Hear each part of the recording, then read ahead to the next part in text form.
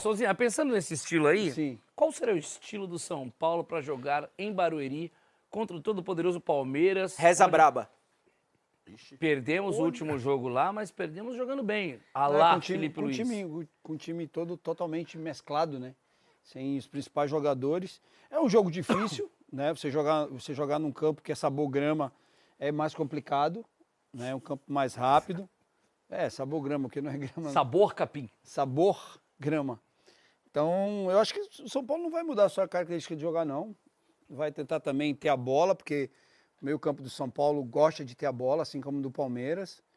Agora, para jogar contra o Palmeiras, você tem que ser mais eficiente, né? Você não pode errar gols, como o São Paulo errou no primeiro jogo, né? São Paulo saiu perdendo de 1-0, empatou com Bobadilha, e em seguida, no primeiro tempo ainda, o Tapa erra um gol que não se pode errar em um clássico, né? Coisa que o Palmeiras não faz. Se o São Paulo quiser ganhar esse jogo, vai ter que ser mais eficiente, não vai ter que dar chance ao Palmeiras, não. Marcar muito bem o setor ofensivo do Palmeiras, que é um setor muito importante, tem um jogador que está muito bem, que é o Vitor Roque, um cara chato, igual o Yuri, que briga, que se enrosca com o jogador.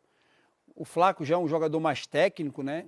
Que não é só um atacante, ele às vezes arma jogo.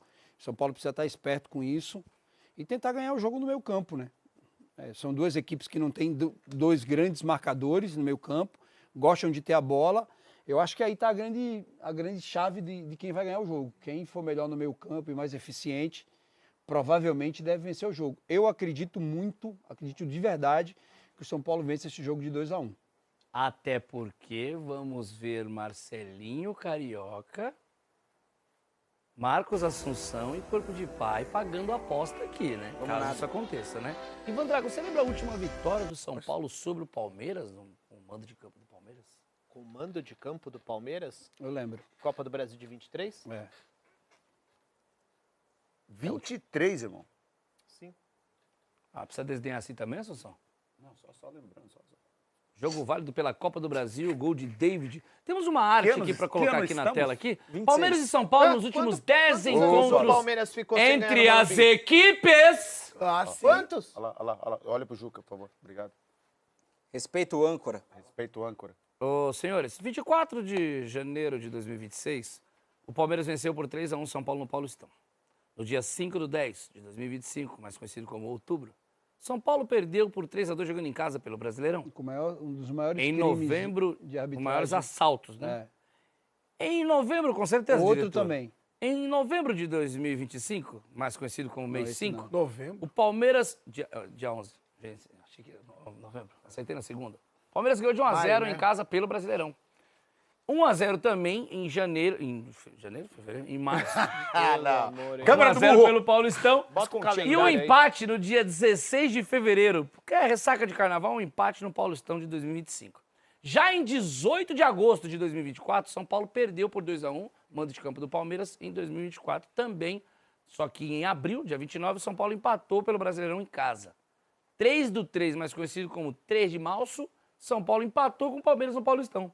No dia 4, né, um mês antes, o São Paulo... o Palmeiras foi 0-0 o jogo, mas nos pênaltis, o São Paulo ganha a Supercopa Rei. Eu estava lá, eu vi Ninguém te tudo. perguntou não, Ju. Peguei até o troféu, também. ajudei a segurar. E o São Paulo, mesmo com o 0-0, não vence, mas nos pênaltis consegue levar a Supercopa Rei lá. E o 5-0 do Palmeiras no dia 25 de outubro em 2023. Não precisava colocar esse aqui, mas são 10 vitórias, 10 jogos, né? 10 vitórias no tempo normal. 10 vitórias não. Que surra, hein? São 10 jogos de invencibilidade. São 10 jogos sem vitórias. É que o meu diretor falou uma palavra que eu não entendi, mas agora eu entendi. Entendeu? Porque ele fala e eu repito enquanto ele Mas fala. não é desculpa e não é choradeira, mas nesses 10 jogos aí, teve dois jogos que foram 2 erros de arbitragem assim. Porra, aí dá uma puta diferença, né, Souza? Aí cai pra 8, né, irmão? Mas não De 10 jogos, 2 foi prejudicado, ele tem 8 que não jogou bem. Seu jumento, bota a câmera do burro, porque se tivesse ganho... Não, os beleza, dois então jogos- coloca a camisa do feiticeiro, do intelectual. Pô, peraí. De 10 jogos, você tira 2, Peraí, 8 ainda, Ô, irmão. burro, 8 na surra. A gente tava contando 10, burro. Tava. Tá contando porque tá 10. Se ganhasse um, eu não tava mais. Não tava contando mais Que os 10 zerava, jogos. fez o que ele tá querendo dizer, Jumento. que zera. Perdeu? O São Paulo não consegue vencer a 10 jogos o Palmeiras, mas o São Paulo tá 8 jogos sem perder. Isso acredita aí uma confiança, uma crescente, né? Nesse grupo do São Paulo. Hernan Crespo consegue montar esse time e trazer um pouco mais de confiança, chegada do Rafinha. Todos esses fatores são importantes, desde o salário em dia também. Inclusive, a boa notícia, né, da renovação de contrato de Marcos Antônio, a valorização numérica aí. Falei com ele hoje, vindo para cá pro Quebrada FC. Tá muito contente, muito feliz, tá feliz com a renovação. Um dos melhores falou com jogadores. ele? Ele te respondeu? Falei com ele. Não. Me respondeu, não fiz perguntas, eu conversei por telefone, eu liguei para ele. Nós estávamos conversando. E aí essa renovação é importante, deixa o jogador ainda mais seguro e tranquilo para poder desenvolver um bom futebol que ele já vem fazendo. São Paulo não vai favorito, mas vai confiante pro choque rei, não é? O que eu espero dessa vez do São Paulo é que ele tenha coragem para jogar. Para mim, o São Paulo, embora no último jogo tenha perdido, até que se comportou bem nos minutos iniciais, aquela coisa toda, conseguiu incomodar o Palmeiras, quase consegue ali o 2-1 com o Tapia, que desperdiçou uma grande oportunidade. Eu acho que em vários momentos o São Paulo não teve coragem para enfrentar o Palmeiras fora de casa. Então ficava cozinhando o jogo, fazendo cera, buscando o empate, aquela coisa toda. Então, o São Paulo, para mim, hoje, demonstra qualidade para incomodar o adversário. Não vamos esquecer que o time titular do Palmeiras jogou no meio de semana, em Barueri contra o Fluminense, enquanto o São Paulo poupou os principais jogadores no jogo contra o Coritiba pelo Campeonato Brasileiro. A parte física tem que ser preponderante. Sim. Então o São Paulo tem que competir, tem que dividir, tem que tirar o Palmeiras da zona de conforto. O São Paulo precisa jogar em Barueri com coragem. E outra coisa, o São Paulo tem 3 homens na frente, Lucas, Luciano e Caleri. Hoje os times conseguem competir se defendendo com pelo menos 2 linhas com 4 jogadores. Um deles vai precisar recuar para ajudar. Lucas. O Lucas não tem feito isso. Pode ser o Luciano. Contra o Grêmio foi o Caleri. Pode ser o Caleri. Contra o Grêmio foi o Sabendo Caleri. bem, tá sabendo Calma que bem. você vai acertar. Já. Contra o Grêmio... Não, tô dando hipótese, tô dando situações porque é o aqui. seguinte, se esse time não se comportar bem coletivamente, não dá para ganhar do Palmeiras. Então tem que começar lá na frente. O Caleri eu sei que se mata lá na frente para incomodar os zagueiros adversários. O Luciano tem que fazer a mesma coisa e todo mundo precisa recuar sem a bola. Senão o São Paulo não vai conseguir porque o Palmeiras ataca com muita gente. Então o que eu espero do São Paulo nesse confronto aí é coragem para jogar. Ataca com muita gente, os caras ali é forte. Vitor Roque é forte. Souzinha, exato. você acha que é o jogo pro São Paulo mostrar que tá mudado mesmo? Eu acho um clássico é sempre importante, uma semifinal, né? Que tá sem perder uns 8 jogos. 8 jogos sem perder. Um clássico é importante para te dar moral e você vai para uma final, né? Coisa que o São Paulo, a última final do São Paulo a gente viu aí, né? Já faz um tempo já. Acho importante dar uma resposta para o torcedor, dar uma resposta. Tem algo, né, do ano passado, o Caleri até em algumas entrevistas falou sobre isso, sobre estar ferido com tudo que aconteceu durante esses jogos, né, contra o Palmeiras, né, especialmente do ano passado, né, e a final do Paulistão do ano passado, o pênalti que foi dado em cima do Vitor Roque, e depois no Campeonato Brasileiro, aquele pênalti escandaloso que não foi marcado para o São Paulo. Agora, o que o São Paulo tem que fazer é tentar jogar. Eu também concordo com o Ivan, não dá para ficar só se defendendo contra o Palmeiras, não. Você tem que atacar, sabendo que o Palmeiras às vezes te dá o campo para um contra-ataque muito rápido. Agora precisa estar bem agrupado, né, para não dar tanto espaço para o Palmeiras, porque o que o Palmeiras gosta é isso. O Palmeiras, às vezes, ele baixa um pouquinho sua linha, arma uma arapuca, né, e às vezes os times se empolgam e o Palmeiras dificilmente erra o contra-ataque. Quando o Palmeiras erra o contra-ataque, a bola é na trave. Mas nós temos Arboleda, Sim, Sabino, sim. Alan Franco. Você é burro. Bota o câmera de burro nele. Independente que Alan Franco não joga porque tá expulso, irmão. Pausa de 5 segundos para pedir a sua ajuda ao nosso canal com o seu like e se inscrever se ainda não for um inscrito. Sem enrolação, bora pro vídeo porque nós temos muita coisa pra falar. Tem a situação do Ferreirinha, que agora tem interesse pesado do Besiktas. Tem o interesse do Besiktas aí, clube forte, né? Clube que vem pagando grandes quantias e agora está interessado possivelmente no Ferreirinha. Não é de hoje que o Besiktas se interessa pelo Ferreirinha e por alguns outros jogadores de São Paulo, e tem uma possibilidade do Ferreirinha deixar o São Paulo, por exemplo, pro Besiktas. Muito também pelo que nós estamos vendo hoje, né, atualmente do Ferreirinha. O Ferreirinha hoje, ele não é um dos principais jogadores do elenco. Ele não está naquele encaixe do Crespo. Se for falar isso pro Crespo, o Crespo vai dar risada na nossa cara. Vai dar risada e vai falar, como assim? Treino com o cara todo dia, Ferreirinha entra basicamente todos os jogos, não é mais titular, mas entra basicamente todos os jogos, o Crespo vai dar risada na nossa cara. Só que pelo valor que nós pagamos no Ferreirinha, pelo que a gente sabe que o Ferreirinha já rendeu no Grêmio e já rendeu no São Paulo, hoje, infelizmente, ele não está no ápice dele. Aí vem aquela outra conversa de o Ferreirinha deve continuar ou não, o Ferreirinha ainda tem futuro no São Paulo ou não.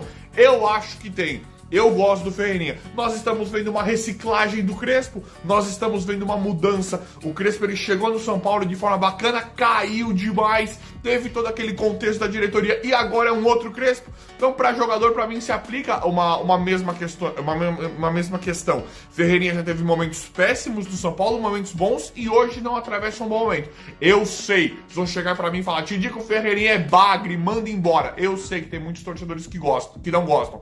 Eu gosto. Eu acho o Ferreirinha bom jogador, principalmente nesse novo São Paulo, que ele estando mal, ele não joga. Ferreirinha hoje, ele não joga. Então eu gosto do Ferreirinha na proposta dele estar no elenco de São Paulo, sim. Mas no momento bom que ele não vive, talvez até seja interessante negociá-lo com o Besiktas se chegar uma proposta mais sólida, se chegar uma proposta oficial do Besiktas mais forte pelo Ferreirinha, talvez seja interessante negociar. Mas eu acho que nível técnico, hoje realmente ele não tá bem. Mas é aquilo que eu falo sempre, eu gosto do Ferreirinha. Eu acho o Ferreirinha um jogador interessante, sim. Eu gosto, eu acho que ele tem chance de dar a volta por cima. Entendo quem não gosta. Digo que ele é horroroso. Tem torcedor que não quer nem olhar pra cara. Fala, ele é horroroso. Eu acho, principalmente agora, nessa composição do elenco, para ele ser reserva ali, junto com o Cauli, que é o 12º jogador, André Silva, jogadores de ponta ali. Você tem um cara igual o Ferreirinha num banco, eu acho que enriquece demais o elenco. Não esquecendo também do nosso queridíssimo Luca, que briga ali diretamente a posição com o Ferreirinha. De qualquer forma, nós estamos muito bem servidos em relação a isso. Então, galera, Ferreirinha tem interesse agora, sondagem e interesse do Besiktas pelo Ferreirinha. Novidade espetacular, né? Aqui é sem novidades, né? Nós estávamos acostumados há 4, 5 meses atrás, só notícias horrorosas de desfalques, né? O cara, ele ia pegar parecia que o cara tava em casa na madrugada e ia pegar um copo d'água e torcia o tornozelo, né? Parecia que era isso que acontecia no São Paulo, né? Agora, essa questão mudou completamente. Nós temos aí voltando não, né? Mas nós temos disponíveis Enzo Dias e Lucas Ramon para fazerem parte do elenco de São Paulo. Nossos principais jogadores das laterais, né? Nós estamos com o time inteiro esboçado, inteiro montado para enfrentar o Palmeiras, mas independente do Palmeiras, nós estamos inteiro montados, o time titular do Crespo. Isso é uma das coisas mais importantes para mim, que há muito nós não víamos. Então agora, nós sabemos de cabo a rabo quem é o meio de campo, nós sabemos quem é a lateral titular, nós sabemos quem é o ataque titular, nós sabemos quem é o goleiro, quem é a zaga. Isso é muito bom. E agora, não é normal. Tidico, mas qual que é a surpresa? Enzo Dias e Lucas Ramon. Qual que é a surpresa que esses caras são os titulares? Não tem surpresa. Mas é algo que nós precisamos comemorar demais, porque faz pelo menos, eu não vou nem puxar tanto na memória, faz pelo menos 15 anos ou mais, 15 anos ou mais, que nós não temos laterais. Nós não temos laterais. Agora tem. E nós temos uma composição muito interessante na equipe de base, que tem o Mike, quando o Lucas Ramon não pode jogar, você tem o Mike no elenco, e nós temos também o Nicolas, que pode subir e já pode treinar, trabalhar com o São Paulo. No principal. Falo isso por conta de Cédric Soares e Wendel. Cédric Soares e Wendel não vão mais jogar na temporada? Não é isso. Inclusive, é até pesado, né? É até injusto falar que o Crespo não vai usar mais o Cedric e o Wendel, porque são dois caras contratados. Só que assim, o Cedric pra mim é ainda menos mal que o Wendel, porque o Cedric ele é um cara velho, mais velho, e ele é um cara pra mim que ele nunca fez corpo mole. Ele tá muito mal fisicamente, e talvez tecnicamente ele nem seja tão bom quanto nós esperamos. O Cedric Soares, o Wendel não. O Wendel pra mim é um cara que eu não posso mais olhar pra cara. O Wendel pra mim é um cara que tá dando migué, e é um cara que não se justifica pela idade que ele tem, pela forma como ele chegou e pelo salário que ele ganha, entregar tão pouco. Então o Wendel pra mim, ele é um cara que está deixando muito a desejar. Eu estou com minha paciência zerou com o Wendel. Zerou. Tô muito pé da vida com o Wendel, com o que ele vem fazendo. Então pra mim é pra perder a oportunidade. Sim, salário astronômico. Não joga nada, nunca jogou nada. Até quando mais? Quanto mais nós vamos ter que esperar o Wendel, a boa vontade do Wendel pra ele render minimamente um jogo? Porque assim, ele não era jogador profissional. Ah, mas tem adaptação, o cara chegou... Ele não era jogador profissional quando ele chegou no São Paulo? Ele começou no profissional agora. Que conversa é essa desse Wendel? Por que demora tanto? Por que não entrega nada? Tô de saco cheio do Wendel. Saco cheio. Então tem que repensar bastante já para não começar a colocar o Nicolas como o São Paulo tá fazendo com o Mike. Isso eu acho bem bacana, isso eu acho que tem que ser muito pensado nesse São Paulo de hoje. Então é o seguinte, Enzo Dias e Lucas Ramon, simplesmente espetacular. Temos o Mike jogando muita coragem do Crespo para sacar esse Cedric. Vemos o Zubeldia, por exemplo, não usava a base de jeito nenhum. Com certeza, no caso do Zubeldia, ele continuaria usando o Cedric. Ele usaria o Cedric, sim, priorizaria do que um garoto da base.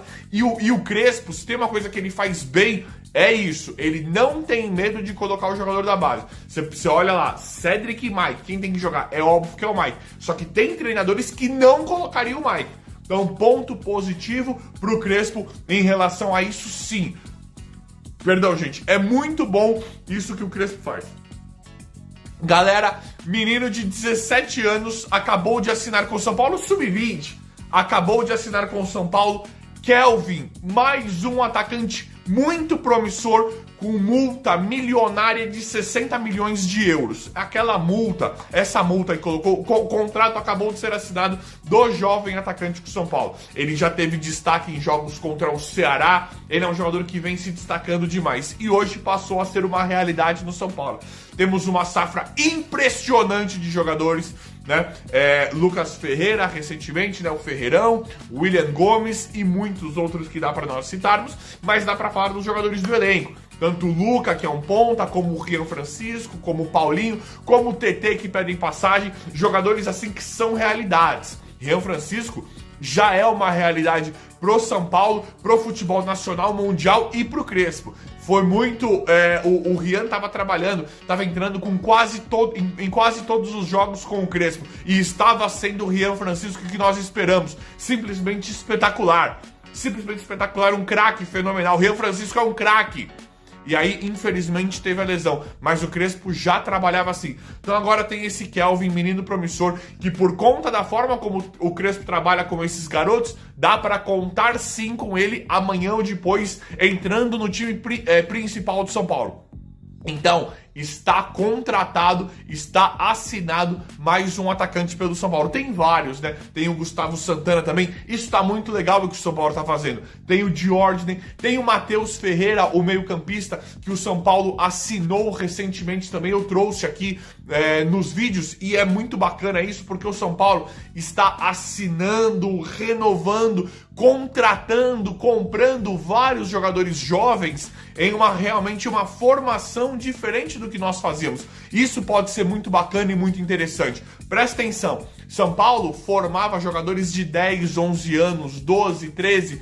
Era um acompanhamento muito maior, muito mais custoso, muito mais duradouro, né? Custava mais você ter um garoto desde muito pequeno e apostando muito. Se não virasse, seria um investimento, talvez algo não tão bom em relação a tempo e investimento que esse... Aqui, Rede Domingo, uma informação que vem do UOL também, que circula na diretoria do São Paulo, é que o Tricolor entende que a janela de transferências foi a grande responsável pela mudança de ares no clube nessa temporada. E a gente vê uma janela com reforços praticamente todos a custo zero. O Danielzinho, Carlos Coronel, Matheus Doria e o Lucas Ramon, todos chegaram gratuitamente, né? Sem o transfer, né? Sem que pagar o transfer a um outro clube para que o jogador pudesse vir. Claro que tem luvas, claro que tem salários, remuneração, enfim. Mas o valor de transferência pago a outro clube para que o jogador pudesse chegar no São Paulo, ele não existiu. E o Cauli, que chegou recentemente emprestado por 500 mil euros, né? Um pouco mais ali de 3 milhões de reais, só que esse valor foi deduzido, descontado das pendências que o Bahia tem com o São Paulo, devido às negociações com o Michel Araújo e também com o Rodrigo Nestor. Então ali, na conta básica, ali acabou saindo meio que um custo zero. O São Paulo não teve que desembolsar nada, pelo menos nesse momento, só deixou de receber uma parte do valor também. Eu acho, Beto, que foi um bom mercado até agora do São Paulo. Carlos Coronel é óbvio, a gente não faz a menor ideia de como ele joga, o que ele pode entregar. O Matheus Doria é ainda uma negociação para muita gente, e para mim também, inexplicável. Mas a gente vê um Danielzinho que se encaixou de forma muito rápida, um Lucas Ramon que, por mais que a carreira dele não tenha sido uma carreira brilhante, com grandes passagens em grandes clubes, mas é um cara que, talvez ali pela deficiência que o São Paulo tem na lateral direita, rapidamente se encaixou também. Já assumiu essa posição de titular de uma forma muito rápida, ou seja, já está demonstrando o resultado. E o Cauli, que tem 2 jogos só disputados com a camisa de São Paulo, mas que para mim, pelo que eu entendo, vi do Cauli no Bahia, cara, eu acho que é uma ótima opção para elenco, para entrar durante um jogo, para, quem sabe, mudar um pouco o cenário, coisa que o São Paulo, na última temporada, muito por conta, é claro, das lesões, não tinha. Você olha para o banco, você fala, às vezes você olha para o time titular, você fala, quem que vai entrar? E ainda mais no banco de reservas. Eu acho que, até o momento, foi uma boa janela do São Paulo, pensando nesses reforços de oportunidade de mercado, Roberto. O que você acha? Ainda mais, acho que para a situação, principalmente financeira do clube, se você... É que não dá para a gente falar que, financeiramente, essas estão sendo as melhores escolhas, porque a gente não vê uma queda do endividamento do clube, né? Que eu acho que seria um caminho natural o clube que quer se reestruturar, fazer movimentos como o São Paulo está fazendo, e não é de agora, né? Já é de um bom tempo. Tudo bem que nessas negociações tivemos aí um Jamal Lewis aí, que não deu muito certo, enfim. Mas dessas últimas, principalmente dessa última janela, como você falou, o Coronel, não dá para a gente opinar, porque o máximo que eu vi foi um videozinho ou outro ali no canal de São Paulo de treinamento, mas não dá para ter noção. Mas de resto, assim, lógico, o Danielzinho e o Lucas Ramon, para mim, estão jogando demais, assim, foram excelentes contratações.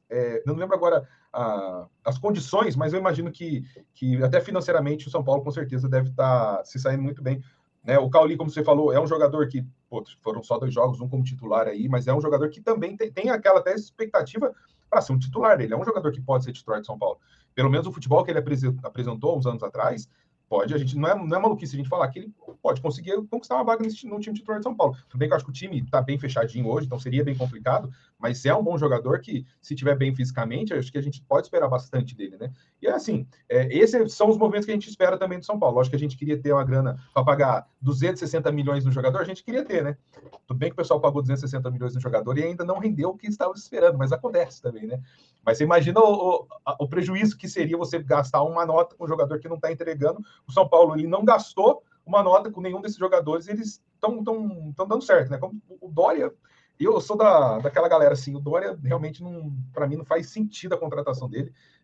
O Tolói, quando veio, eu até entendo que assim, não teve uma grande história do São Paulo, não era um jogador que, assim como Miranda, quando voltou, que a torcida estava gostando demais. Só que eu acho que até o Tolói, ele escreveu uma boa história no futebol europeu que deu uma chancelada para você trazer um jogador desse nível. Eu acho que mas ele não tá rendendo, ele não é bom, enfim, mas eu não acho loucura você olhar para um jogador com a história que ele teve na Itália e se você não querer contratar. Agora o Doria, que história que construiu, assim, dá para dizer que ele foi multicampeão por onde ele passou por grandes clubes?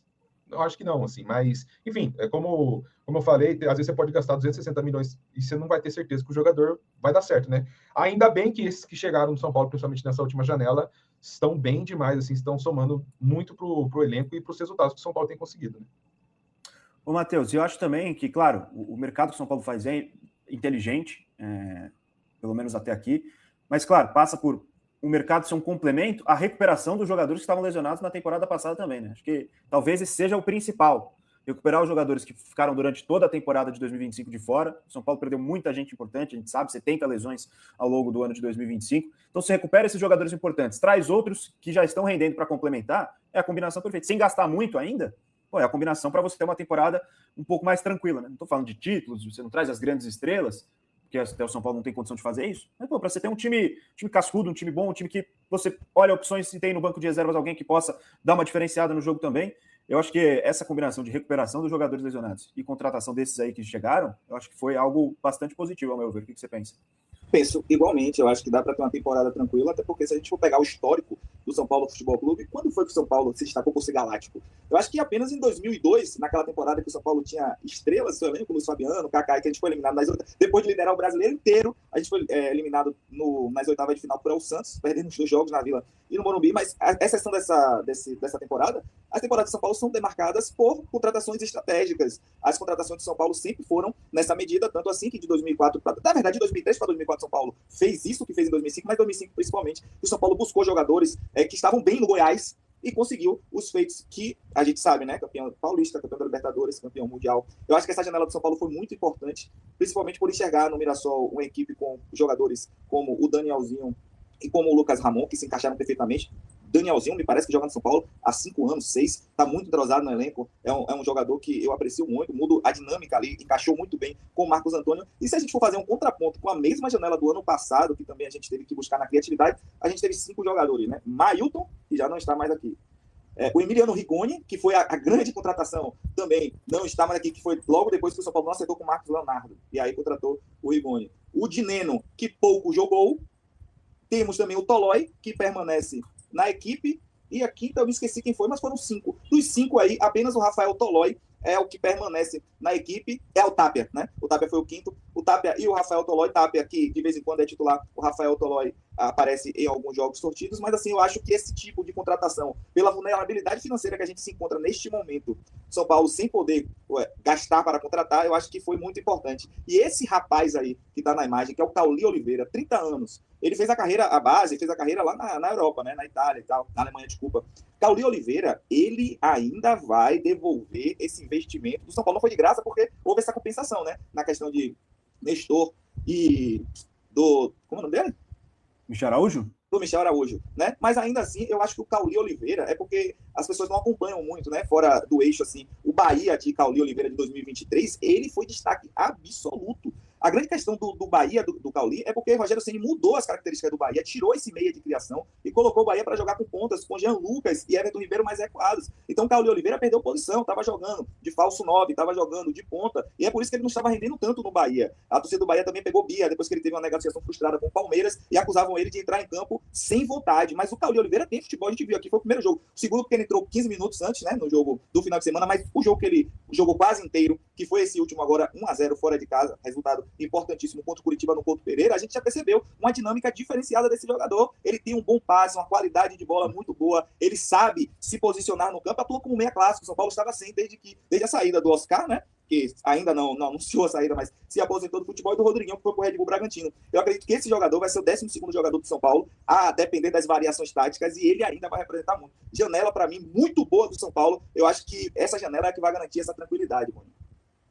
A gente tem muita expectativa também com relação ao Cauli. O São Paulo vai com força máxima para o clássico contra o Palmeiras, válido pela semifinal do Campeonato Paulista. A partida única será disputada neste domingo. Após preservar alguns titulares na última partida, quando venceu o Coritiba por 1-0, fora de casa, pelo Campeonato Brasileiro, o técnico Hernan Crespo tende a escalar a base considerada ideal para o choque rei. A comissão técnica finalizou os ajustes neste sábado antes de definir oficialmente os 11 iniciais. Arboleda aparece como favorito para começar na zaga, mas Ferraresi surge como alternativa. A dupla disputa a vaga deixada por Alan Franco, que foi expulso nas quartas de final contra o Bragantino. A mais provável escalação do São Paulo para o choque rei tem Rafael, Lucas Ramon, Arboleda, Sabino, Enzo Dias, Bobadilla, Danielzinho, Marcos Antônio, Lucas, Luciano e Caleri. E aí, torcedor, deixe nos comentários o seu palpite para o confronto de logo mais entre São Paulo e Palmeiras.